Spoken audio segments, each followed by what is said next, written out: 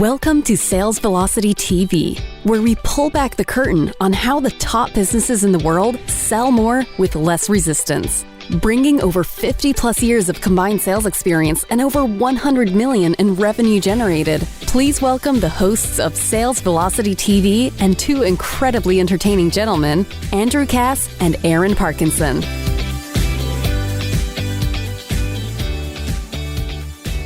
Hey everybody, I'm Andrew, that's Aaron, and we're talking sales friction today. And it's a word that we use, Aaron, a lot in the show, I realize. So it was like, hey, fitting to do an episode on the word sales friction because it's everywhere. It's almost like a cancer in a lot of businesses, right? Sales friction. It's COVID. And we use the terminology so loosely throughout our show that now we're going to actually devote a whole show here to sales friction, what it is, number one, and how to really, you want to avoid it at all costs because it's almost like the sales prevention department, sales friction, right? It rears its ugly head quite a bit. Yeah, and I think that a lot of people, when we look at their businesses, their products, their offers, I think that most of them are really passionate about what they're bringing to the market. Yeah. And so they develop something or they're selling something for somebody else or, whatever the case may be. And they're so passionate about that thing that they think that the thing should somehow just sell to everybody should just get it. Right. And they should just buy it. And they overlook the things that are in between your passion and the buyer actually pulling the trigger and spending some money. The fundamentals, right? It's almost like Aaron, it reminds me like the restaurant business psychology. If you build it, they will come. You get passionate to open a restaurant, the stigma of it, the aura of it, the cool factor. I got my own place to sign, and it's like, now that you got it, how the heck are you going to get people in the door? Sure, and if you look at the restaurant example, so that people can wrap their heads around it, you could have the absolute best food, best chef, best ambiance, best service. Yep. But if your restaurant's in the middle of nowhere, there's no parking, nobody answers the phone when somebody calls for a reservation. Nobody knows about it. Right? All of these things add friction to you actually getting your amazing product out to the marketplace and getting traction. Right? So it's funny because we show the things that we're going to talk about today to business owners all the time. And it's like we're showing them some, piece of land in Nirvana. They're like, whoa. I never thought about that. I think the big thing, though, Aaron, when we talk about sales friction, you and I have done shows on auditing your sales process. Mm-hmm. The big thing that comes to mind for me is when you're so close to the business, you don't notice a lot. So that's why it's always good to have outside consultants, outside coaches, outside advisors, because they can come in and objectively say, hey, I noticed these three things that are maybe deterring sales. And they go, my God, I'm so close to it, I never even saw it.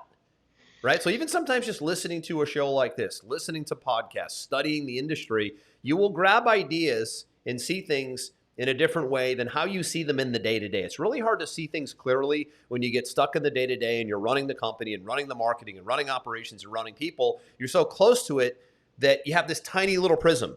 And when you get away from it, right, I always see the businesses that struggle the most. They have no outside counseling. They have no real outside advisor. They're just on an island.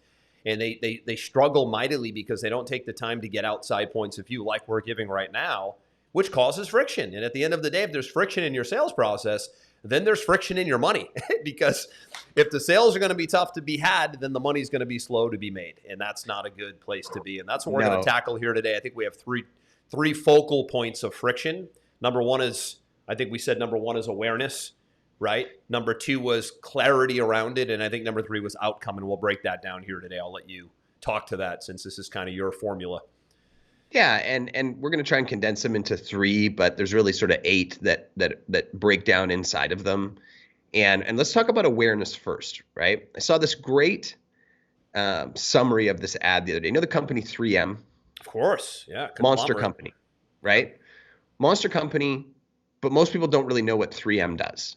Right. And 3M is really like an invention company. They invent different tools and tapes. Tools and materials and all these different types of things. Right. So how does 3M gain awareness of one of their core products? And I don't know if you've ever seen this ad that they ran, this ad campaign that they ran, but they basically have this, plexiglass that's virtually unbreakable. Yep. So what they did is in Vancouver, they put this plexiglass on the side of next to a bus stop or something, and they filled it with $1 million in cash. Really?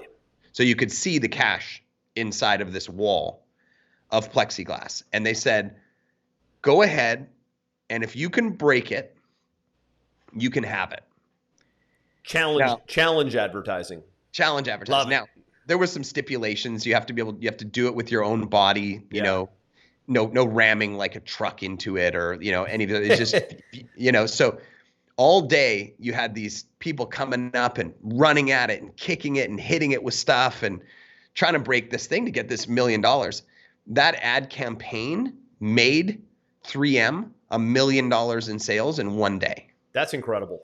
Because there was so much awareness around this cool idea that they had put together. And what did it cost them to do? They grabbed $1 million in cash out of the bank. They threw it inside of one of their materials. They built this thing, and then they filmed it and they put it online, right? It was. And the other side of that, Aaron, it's awareness and it's publicity, right? And so the greatest companies are publicity stuntmen, which ties to awareness. Can we do some sort of public like this, a public challenge, something that just gets attention, keeps attention, right? That's this. It's unique and it gets I didn't even know about that one that they. That's pretty cool that they did that. Yeah, it is. And go look it up online and have some fun and watch people slamming themselves into it. It's kind of fun to watch. What comes to mind? Those infomercials, right? With when they bring out these crazy tools like tape.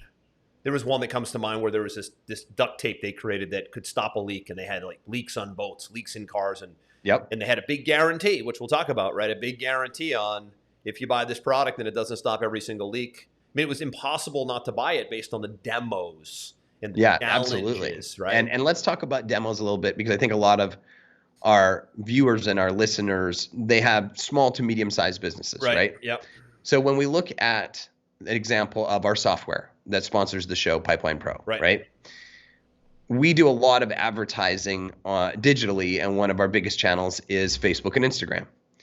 And so what most software companies do is they just put an ad out with their features and their benefits, and they say, buy my stuff.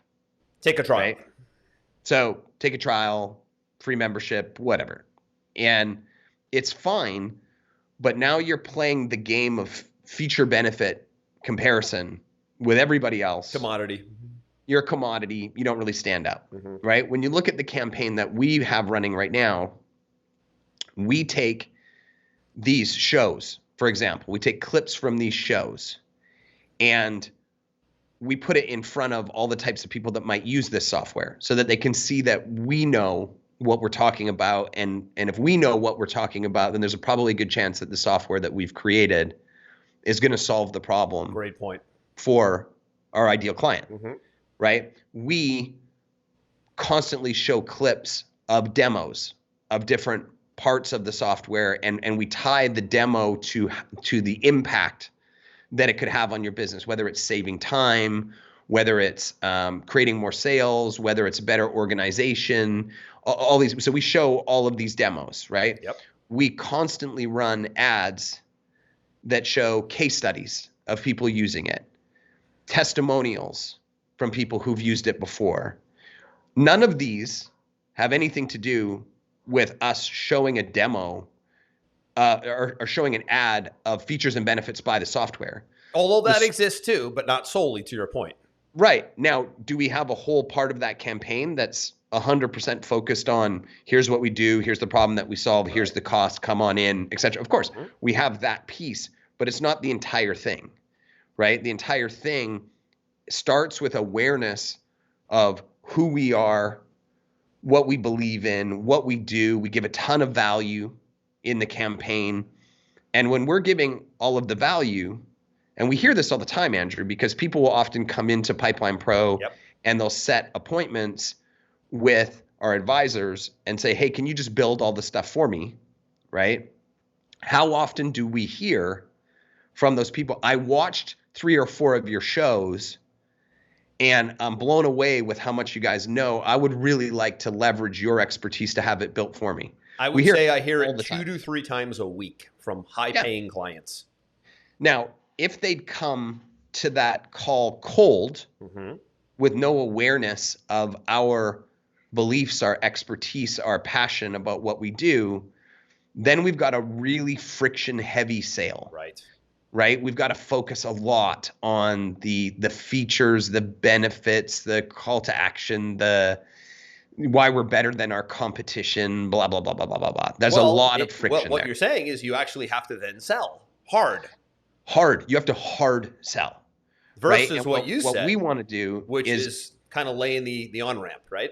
Yeah, we want to reduce that friction so that when somebody gets to us, the conversation is really more around what do you have? What are our core skill sets? Are we the right fit to work together? And that's really like, we're asking ourselves, do we really want to work with this person? Sure. They're asking themselves, am I the right fit for you guys? It's more of a consultative conversation versus a hard sales pitch. Yes, agreed. And if you can get yourself to that place in your marketing, first off, it's exponentially more fun. Yes. I don't, I'm at that point now in my life, I'm sure like you are, Andrew, where when someone's like, sell me on why I should work with you, I'm like, piss off, right? Like, I don't even care. Why would I even have to is what you said. Yeah, right? exactly. I don't want to play that game, right? I'm in the more connecting, evaluating, strategizing, Sure. It's a different place to be than in the hard sale game. Yep.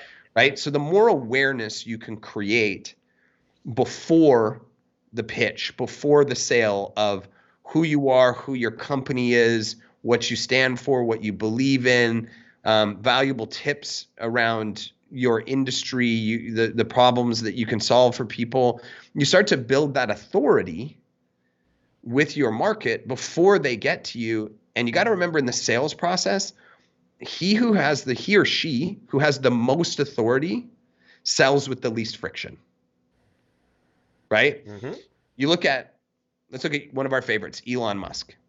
They're like a year or something out on delivering their cars right now because Elon is constantly getting awareness. He's promoting the brand. He's supporting it with his moves in public.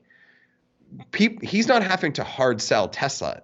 He's positioned himself as the authority in that space, and people are throwing money at him trying to get ahead of the lineup. And gladly waiting. Gladly waiting. He who has the most authority has the least friction in the sales process, right? Great. So that would be number one. Anything you would want to add to that? Yeah, for sure. I'm glad I think you did a great job of dissecting our business model, right? Sales Velocity was created. I brought you the idea, said, hey, let's do a show. Let's build it off the theme of my best-selling book. And let's have the sales and marketing software that we own sort of drive the show so they feed one another. You mentioned awareness. We could use terms like publishing and being omnipresent, right? All we're doing is publishing content. Like you mentioned the 3 areas, which is perfect, right? You got the traditional ads, you have the demos, you have case study, third-party testimonials, and then you have a show like this. And if you take all 4 of those together, that's a portfolio of publishing assets. They're all in their own little verticals.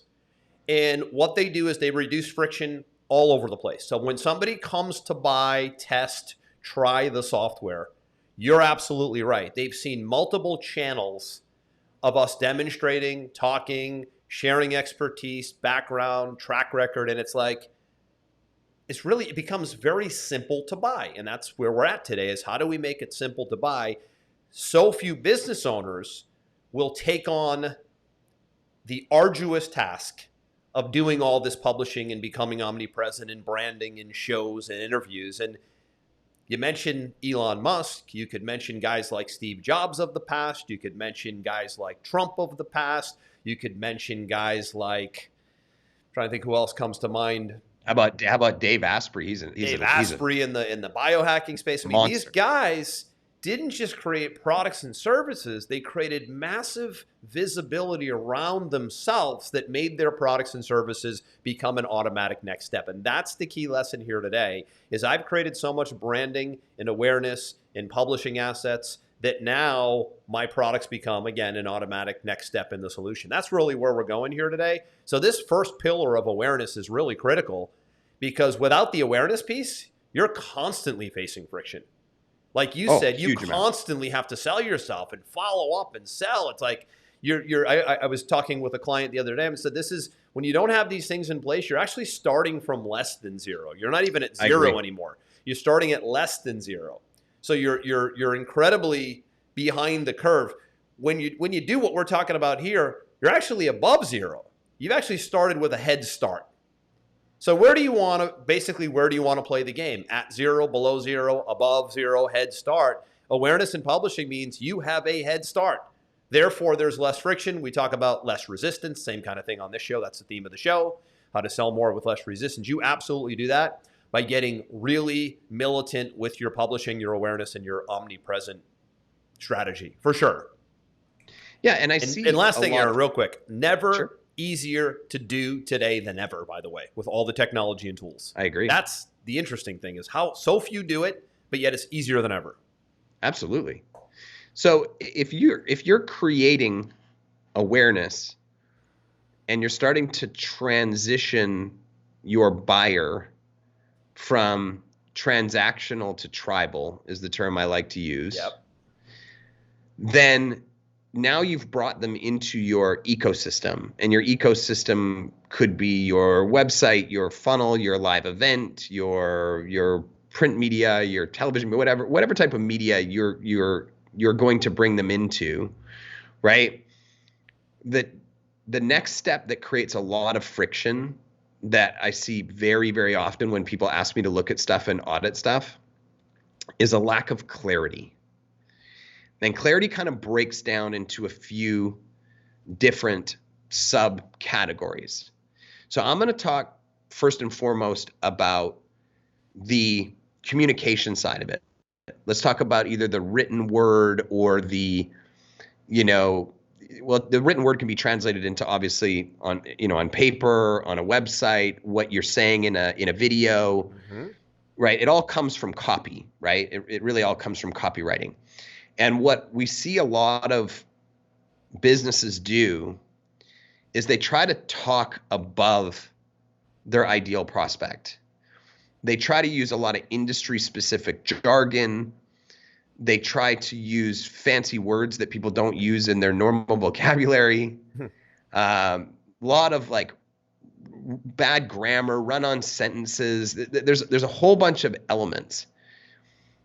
The easiest way to look at this is that if I'm watching something or I'm reading something and I have to stop and go back and read it again, that's a problem.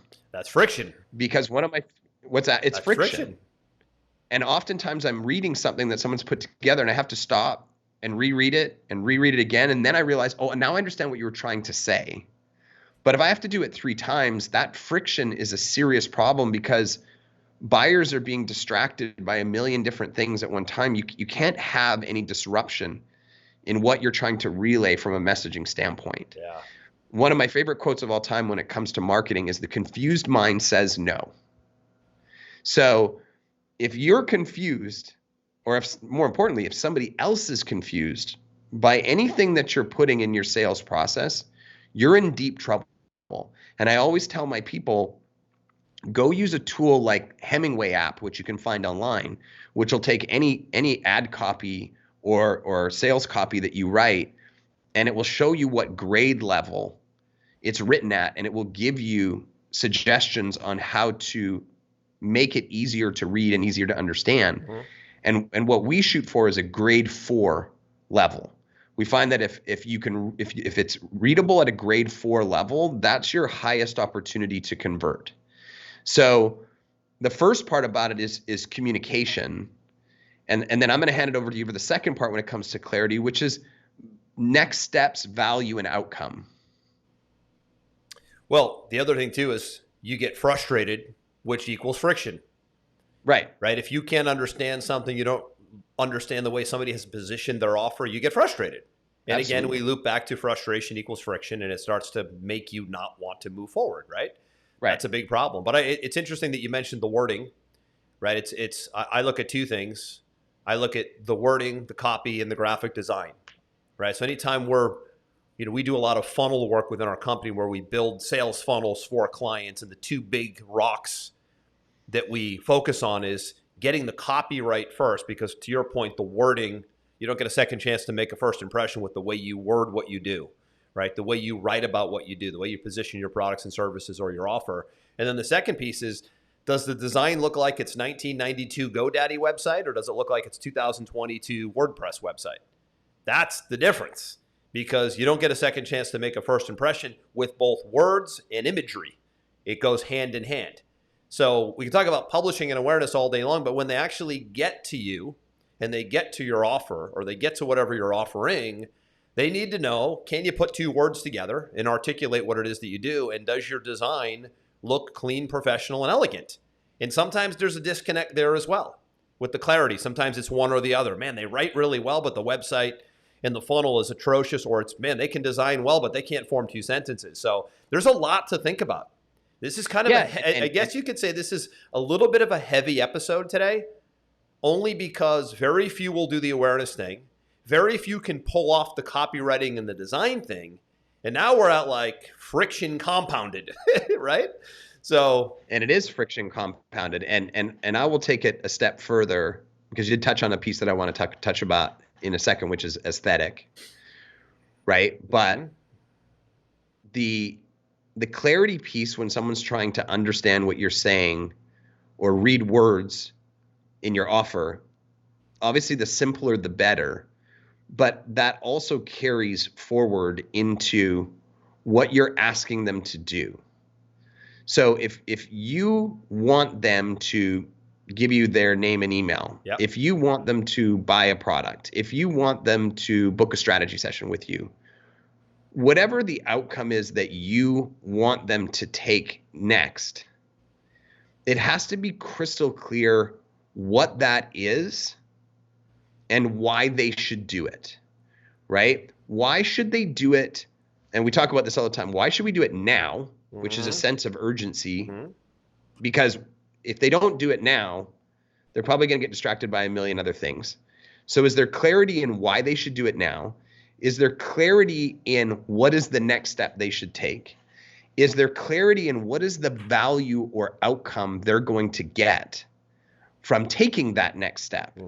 Right? And we see this all the time, Andrew, where somebody might create something and say, hey, I'm giving away this free report, this widget, this trial, this whatever. And they think just because it's free, somehow that should make the skies open up and everybody should, come on in just because it's free. There's free stuff everywhere. Right? What's it going to do for me? How's it going to impact my life? What am I going to get to see next? Is it super clear in the value and the outcome? Is it super clear in why I should do it now? Is there a sense of urgency as to why I should do it immediately? And maybe even is there clarity around risk reversal? Right? Is there a guarantee if I don't like what I see, or I don't like what I buy, or is there some type of reward I'm going to get for you wasting my time? These are the clarity items that are super important when you're developing your sales process. And that can be anywhere from a landing page where you're asking someone to get an email, to a cart page where you're selling something, to a sales call that they're all the same thing. You're always selling somebody into the next step of your process. Yep. And every one of those steps, not one step, not two steps, all steps need to have clarity. They need to have value and outcome. They need to be aesthetically pleasing, both on desktop and mobile if you're doing digital, because a lot of people will make beautiful websites on desktop and they look like crap on mobile, and 90% of people are on mobile. That's true. Right? Every time you ask somebody to give you something, do you have that value clearly outlined? Do you have that sense of urgency? Do you have that risk reversal? Is it at every time you ask them to do something, is it present? Because if it's not, I can guarantee you there is a considerable upside that you could be tapping into by layering in these elements. Risk reversal is key. We talk outcome in this third pillar here, right? Is how easy is it to then buy from you, right? What does that risk reversal scenario look like? For many, they don't hit this hard enough, right? There's not a lot of urgency. There isn't enough of a guarantee to make somebody feel, I guess, comfortable with the decision if it's a bigger decision, right? You don't see that as much today, and you actually have to do it more today. You need more urgency today than ever, and you need more guarantees today than ever, and you need more third-party validation proof than you ever do today, right? That's the outcome. I agree. Pieces. So if you've gotten as far as awareness and making yourself visible all over the place, if you've gotten as far as having that clarity and with your wording and your aesthetics, and then all of a sudden it gets time to buy, and it's like something's off, such as the guarantee or such as the deadlines or such as the urgency, then all of a sudden all that work was for nothing. So these three pillars here, these three pieces, they really have to work together synergistically. I've seen great companies do amazing with this third one, Aaron.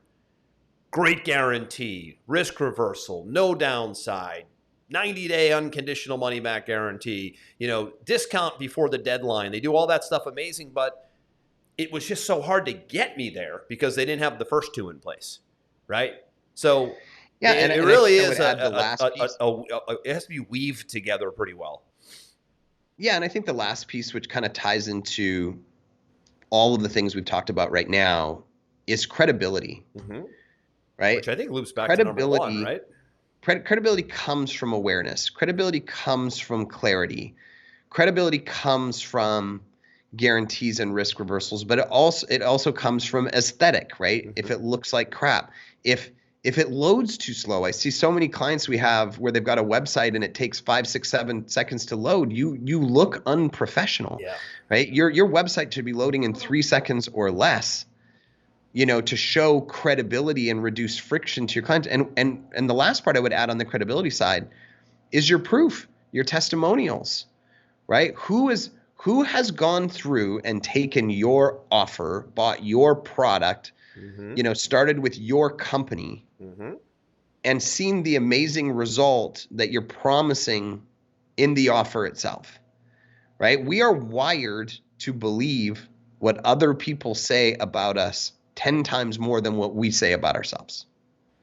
So that's why, for example, we started this show this morning. I said, before even people get to our offer, I bombard them with case studies and testimonials because I want them to see other people talking about how amazing we are to build our credibility, right? And really this whole thing ties under this last banner, which is credibility. Credibility comes from awareness. Credibility comes from clarity. Credibility comes from a clear value and outcome. Credibility comes from guarantees and risk reversals. Credibility comes from testimonials and case studies. And the more credibility that you can build up before they get to the buying decision, the less friction you're going to have in the sale. Yep. Agreed. Right on. 100%. And again, this, like you said, it loops back to number one, right? It loops back to number one. And you always see the companies and the brands that are breaking out. They're everywhere. You see them on TV. You see them on podcasts. You see them on YouTube. You see them on Facebook and Instagram running ads. You see them all over the place. And it just subconsciously tames down your resistance to buying their stuff. So it continues to amaze me, Aaron, how few do this, how few want to publish, how few want to be out front, how few want to market, how few want to promote, how few want to do challenges like 3M did in your beginning example. So few want to do that stuff, and that's actually the fun stuff. The hard stuff is the writing of the sales letters and the building of the funnels and the creating the offers and the getting on the discovery and the strategy calls. That's all the hard back end stuff. The fun stuff is what we're doing right now. Putting on a show every single week, syndicating it throughout all the social media properties so that by the time people even learn what it is that we do, they're like, Well, that probably makes sense because I watch them every week, like you said. So we get to have fun knowing that it feeds new clients, customer acquisition, long-term clients, potentially higher ticket clients, right? It's just there's so many great tentacles to publishing and awareness that it still blows my mind how few do it. Well, I think you brought up a good point there that I did not, which is a really interesting point. When you're running a business, a lot of it is very stressful. You know, you've got staff, you've got SOPs, you've got finances, you've got product development, you've got legal.